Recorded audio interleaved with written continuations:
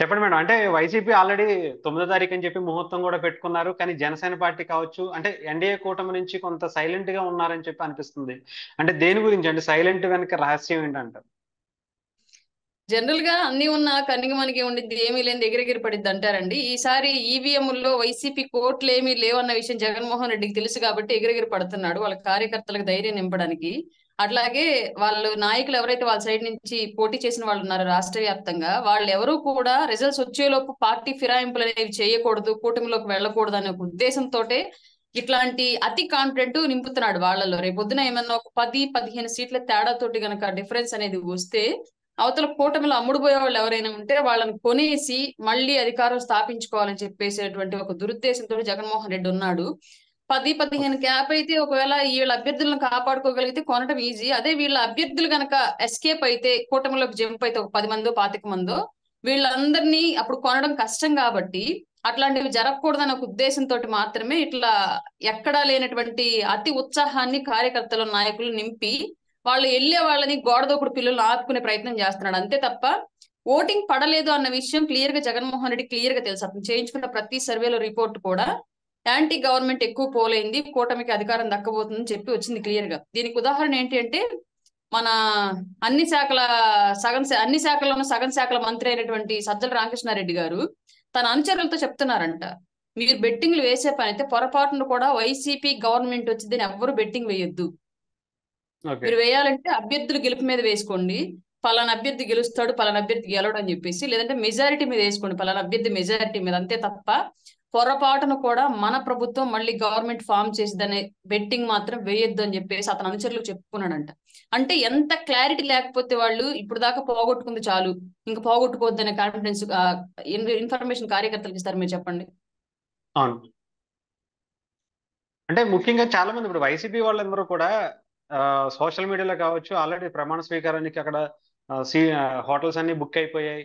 ముఖ్యంగా బస్సులన్నీ కూడా ఖాళీ లేవు. అసలు ఫ్లైట్స్ కూడా అన్ని కూడా ఎక్కడికక్కడ బుక్ అయిపోయాయి. 9వ తారీఖు మేము అంతా సిద్ధం చేసుకున్నాము. మీరు అంటే మా కాన్ఫిడెన్స్ ఎంత ఉందో మీరు దీన్ని బట్టే చెప్పుకోవచ్చు అని చెప్పి అంటున్నారు.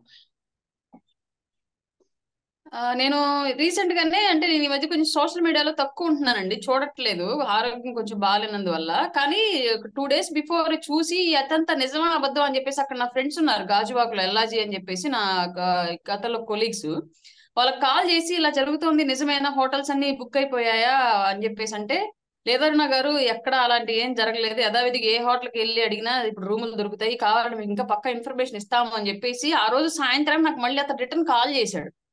ఏం ఓకే. లేదండి, అన్ని హోటల్స్ నార్మల్ గానే ఉన్నాయి, ప్రతి హోటల్లో రూమ్స్ దొరుకుతున్నాయి, మీరు చూస్తుంది, మీరు ఉదయం అడిగిందంత అబద్ధం అని చెప్పేసి అతను పక్కాగా నాకు ఇన్ఫర్మేషన్ ఇచ్చాడు. సో అండ్ సో హోటల్స్ అని చెప్పేసి పేర్లు కూడా చెప్పాను, పెద్ద పెద్ద హోటల్స్ అవి. అందులో కూడా మన ఓకే. వైసీపీ కార్యకర్తలు అంటే రిచ్ కాబట్టి రిచ్ హోటల్స్ బుక్ చేసుకుని ఉంటారని చెప్పేసి రిచ్ తిరిగారు వాళ్ళు కూడా. ఏ హోటల్ కూడా అలా ఏం జరగలేదు. ఫ్లైట్ టికెట్స్ అనేవి కూడా కేవలం సోషల్ మీడియాలో ఎలివేషన్లు వేస్తున్నారు తప్ప గ్రౌండ్ లో రియాలిటీ అలా లేదండి. మా ఒంగోలు ఉమ్. అండ్ ప్రకాశం జిల్లాకు తీసుకుంటే వైసీపీ నుంచి ఉన్న నాయకులు ప్రతి ఒక్కళ్ళు కూడా క్లియర్ గా ఉన్నారు, ఈసారి మా వైసీపీ గవర్నమెంట్ రావట్లేదు, మనం ఓడిపోతున్నాము అని ఒక క్లారిటీతో ఉన్నారు. మా ఒంగోలు నాయకుడు కూడా కూటమి గెలిచిద్ది అని చెప్పేసి 47 కోట్లు బెట్టింగ్ వేశాడంట. ఆల్రెడీ తెగ నడుస్తుంది మా జిల్లాలో. అనుచరులకు కూడా మీరేమైనా బెట్టింగ్లు వేయాలనుకుంటే కూటమి మీద వేసుకోండి, కూటమి గెలిచిద్ది, అధికారంలోకి వచ్చిద్ది అని, వైసీపీ మీద మాత్రం వేయద్దు అని చెప్పేసి చెప్పుకున్నాడని చెప్పేసి వాళ్ళ అంటే వర్గాలే మాకు వైసీపీ చెప్తున్నారు. నాయకుడే కూటమికి గెలుస్తుందని చెప్పి కూటమి వేసుకున్నారా? గెలిచిద్ది అని 47 crores బెట్టి కాసాడంటండి. వామ్మో. ఓకే. అంటే అంటే వాళ్ళు కూడా డిసైడ్ అయిపోయారు అనుకోవచ్చా మేడం? కాకపోతే మరి ఇది ఎందుకని అంటారు మేడం? దీని గురించి ఎందుకని మరి అంతలా సోషల్ చెప్పాను మీడియాలో కదండి, వచ్చేది మేమే? చెప్పాను కదా క్లియర్. ఇప్పుడు ఒకవేళ ఒక 10 సీట్లు 15 సీట్ల తేడా తోటి గనక, డిఫరెన్స్ తోటి గనక వైసీపీ ఓడిపోవాల్సిన పరిస్థితి వస్తే, వీళ్ళ అభ్యర్థులు గనక వీళ్ళు కంప్లీట్ గా కాపాడుకోగలిగితే గోడ దొక్కకుండా, ఓకే. రేపొద్దున అటు వైపు నుంచి కూటమి వైపు నుంచి ఎవరైనా అమ్ముడు పోయే వాళ్ళు ఉంటే వాళ్ళని కొనేసుకోవచ్చు, అప్పుడు మళ్ళీ ఓకే. గవర్నమెంట్ రావచ్చు. అప్పుడు దాకా వీళ్ళని కాపాడుకోవడానికి మాత్రమే ఇట్లాంటి గుంటనక్క తెలివితేటలన్నీ ప్రదర్శిస్తున్నారు, అంతకు మించి వేరే ఏమీ లేదు. వాళ్ళకి తెలుసు కాబట్టే ఇక్కడ ఉన్న వ్యాపారాలన్నింటినీ కూడా ఇతర దేశాలకు తరలించుకుంటున్నారు, ఇక్కడ ఉన్నటువంటి వాళ్ళ సంపదనంతా కూడా ఇతర దేశాలకు తరలించుకుంటున్నారు. ఏ ఒక్కళ్ళ మొహంలో కూడా నవ్వు అనేది కనిపించట్లేదు.